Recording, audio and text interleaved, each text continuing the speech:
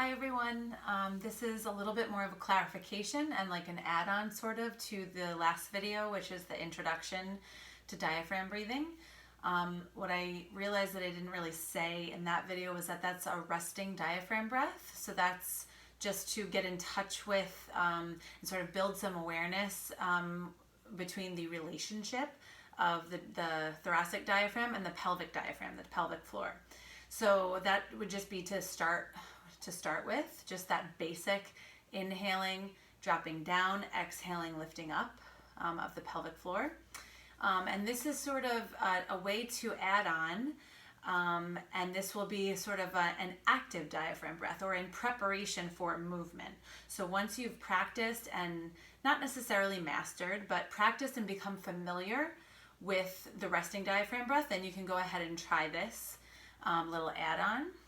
So when you are preparing your body for movement, say just lifting your baby or lifting groceries or putting the stroller in the car or whatever it is, the function that you do each and every day, we need stabilization for the spine. And so our inhale serves as a preparation for that, right? So our initial breath will be the same as the resting diaphragm breath. So we inhale and drop the pelvic floor down.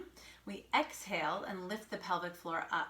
Now, as we're preparing for movement, the next breath, we'll try to keep the pelvic floor fairly active as we take the next inhale.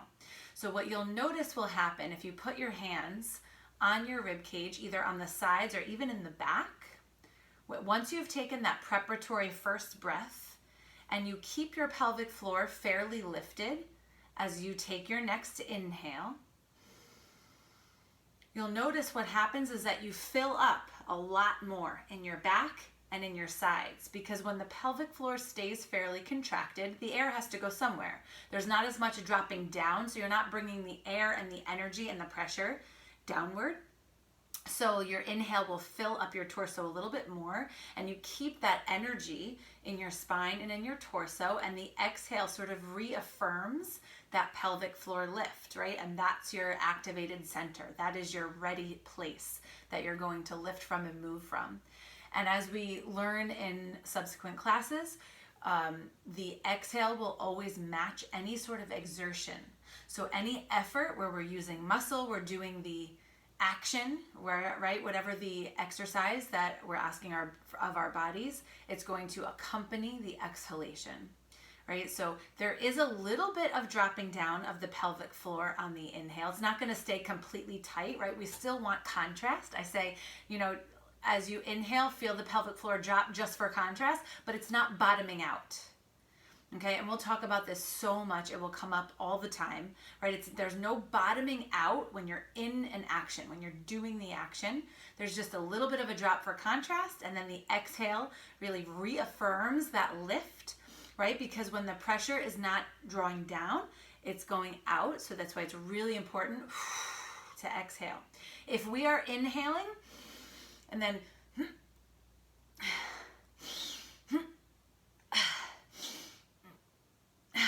right, whenever you hear that sound, that little hitch in your breath, even if it's just momentary, whether we're lifting a weight or putting the baby in the crib or getting up off the toilet or whatever we're doing, if there's that moment of Valsalva maneuver, that means that the air and the pressure is not coming out of the mouth or nose. Therefore, what is it doing? It's either bearing down on the pelvic floor or it's bearing outward on the rectus abdominis. So if you have pelvic organ prolapse or rectus diastasis, or any of those complications from pregnancy or just living postpartum, you are going to exacerbate those symptoms, and you're only adding pressure or dysfunctional pressure to our system. Remember that this breath and pelvic floor work is a pressure management system. And a way to stabilize our body and get us prepared for movement. Okay, so there's a couple of different positions that you can practice these techniques in. So both the resting diaphragm breath and the working diaphragm breath. Okay, so one position is, like I showed in the last video, straddling a foam roller.